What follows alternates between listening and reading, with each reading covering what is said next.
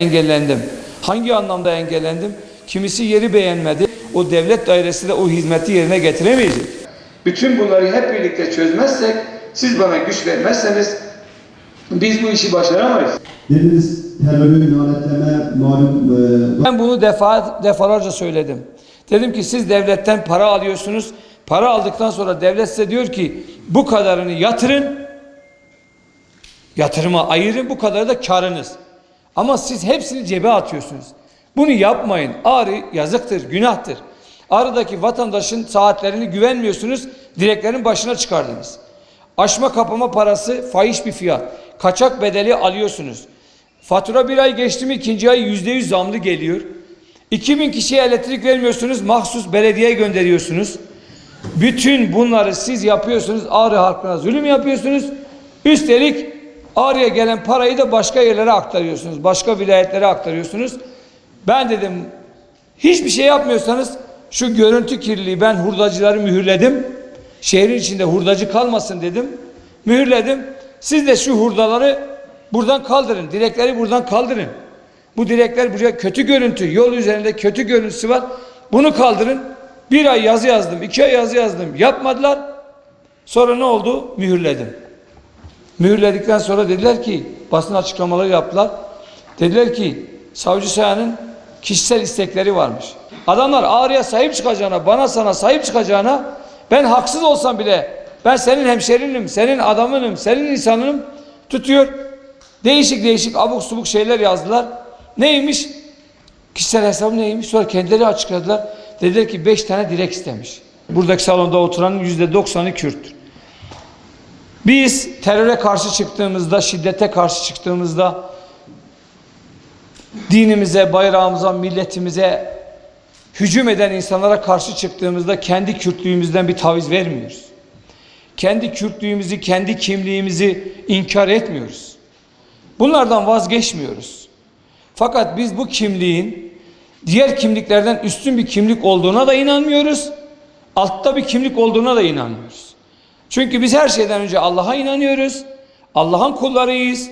Allah bizi yaratmış. Kimisini Kürt, kimisini Türk, kimisini Laz, kimisini Çerkez, kimisini siyah, kimisini beyaz. Onun kudreti, onun kararıdır. Biz İslamiyet'e inanan herkes buna uymak zorundayız. İslamiyet'e inanmayanlar da insani açıdan, vicdani açıdan bunlara uymak zorundadır. Ben Kürt'ün de Türk'ün birbirini boğazlamasına karşıyım. Birbirini öldürmesine karşıyım. Şehit cenazelerinin gelmesine karşıyım. Kürt gençlerinin ölmesine karşıyım. Daha önce de söyledim. Kürt gençleri siyah cübbe giyip avukat olsunlar. Siyah elbise giyip cezaevine girmesinler. Kürt gençleri beyaz önlük giysinler, doktor olsunlar. Beyaz kefen giyip mezara girmesinler.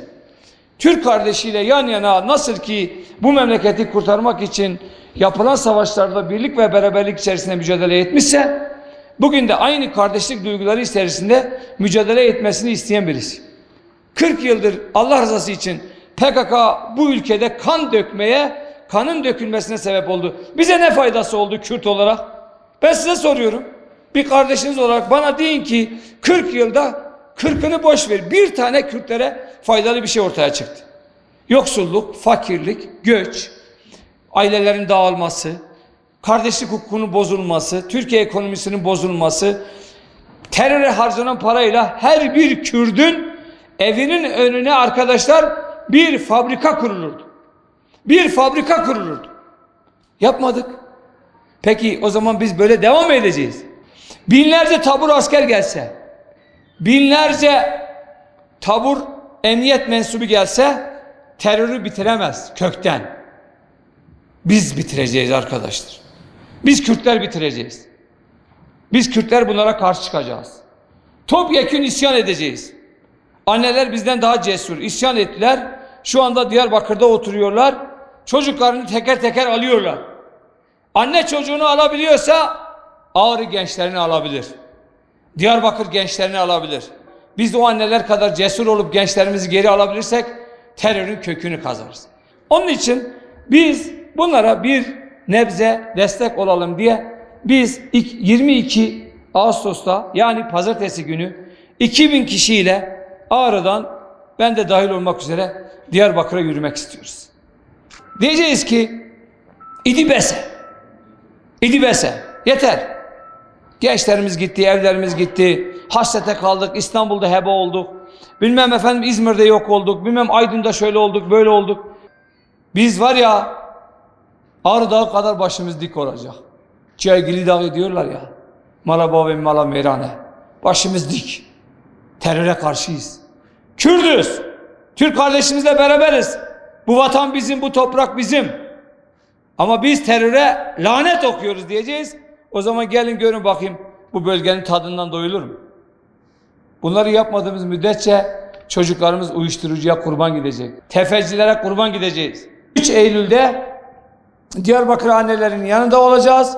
Onlara destek vereceğiz. Orada bir bildiri okuyacağız. Teröre karşı olduğumuzu, terörün Kürtlükle bir alakasının olmadığını, Kürtlük sadece kullanılıyor.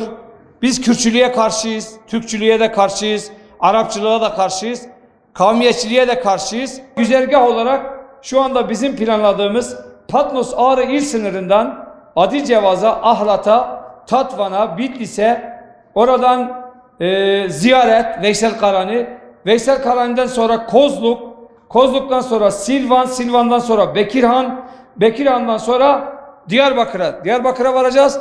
Yolculuk süresi bizim şu anda hesapladığımız yolculuk süresi 10-12 gün arasında. Tişörtün üzerinde ise beyaz yürüyüş, terörü anneler bitirecek İdi bese. Tişörtlerimiz hazırlandı. Şapkalarımız da bugün yarın hazırlanıyor. Ayrıca eşofmanlarımız da hazır. Alt üst eşofmanlarımız da hazır. Bütün bunları hepsini yaptık. Hepsi hazır.